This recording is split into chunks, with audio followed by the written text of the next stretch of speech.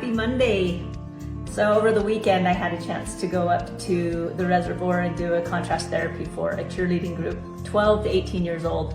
And there was a girl that was sure to tell me when I told them that I was proud of them for making the choice to come, that she was actually forced to come and it wasn't a choice. And I just thought, you know, it's so great to surround yourself with people that encourage you, support you, and even make you do things that you're not comfortable with sometimes.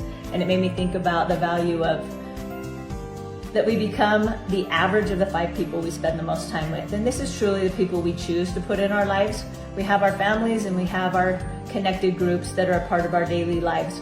We go out and we add people to our lives. Who are those people that we add? And what do they do for us? How do they challenge us? How do they advocate for us? And it's even great when they're not just like us and they can introduce us to new things. But you know, I also think that those people would be different today than they might have been 10 years ago. And some people have been able to maintain relationships since elementary school and high school. And that's wonderful. It's also rare, but we also grow and we change. So it's not a bad thing to all of a sudden have your closest friends be people that are recent relationships, that you've met at events, that you've met at things that you've become a part of over the last few years. But continue to evolve as a person, which means your relationships and friendships might evolve as well. And when you find that group that is like you in the way of wanting to get better, to make good use of time, try new things, you hang on to those friends, you hang on to those people, because you will become like them, for better or worse. In that concept of time, and when you do have time, what we're doing with it and who we're spending that time with, there's this idea of no one can beat time, and that is very true. And there's this urgency that I think we all feel to get the very most out of our time, or at least we should feel, and that there's not enough hours in the day. So making sure that we're really efficient with our time. But efficiency can even get us only so far, because there's only so many minutes. And usually efficiency means we're just postponing something that still needs to be done for another time. So there's this idea about procrastinating on purpose that was put in a book by Rory Baden.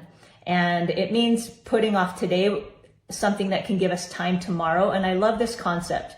True procrastination is actually putting off something you know you need to get done.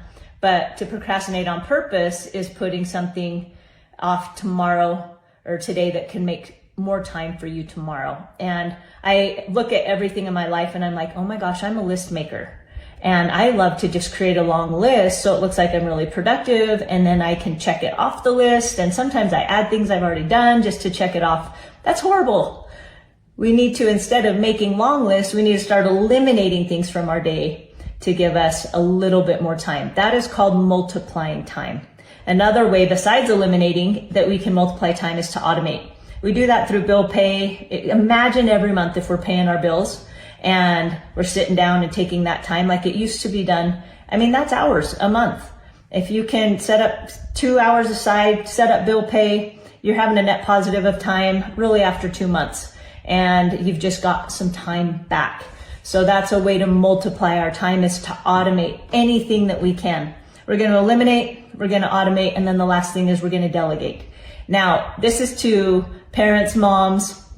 I was talking to my sister, and she's so cute. She's like, full-time job, go out and they work and do all this fun stuff in their yard on the weekends. They put the boys to work. She has 5 boys and they're fabulous. Then she comes in and she's cooking and cleaning and laundry, and I'm like, you have 5 boys? She goes, yep, it's time. It's time. So many times as a parent, we want to do things just to make it easier. It's better to get it done than to delegate it to the kids to do, because you know it won't be done the way that you want.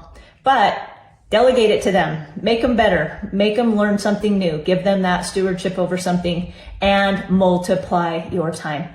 Delegating with your kids, delegating with your coworkers. I learned a long time ago that for me to really love my business, I wanted to do certain aspects of my business, and I needed to surround myself with people that were just better than me at the other parts of my business. And I did. My assistants are amazing, and they are so much better at certain parts of the business than I am. But I also get to do what I love because I delegated those things to them. So eliminate those things that if we put off today will give us time tomorrow. Automate as much as you can to multiply your time, and be sure to delegate. Build trust.